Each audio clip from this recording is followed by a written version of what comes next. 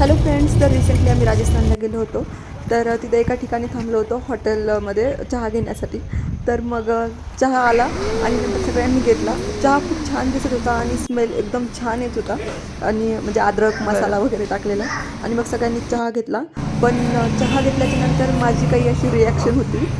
मला वाटलं की खूप छान असेल, म्हणजे चहा छानच होता, पण एक गोष्ट कमी होती चहामध्ये.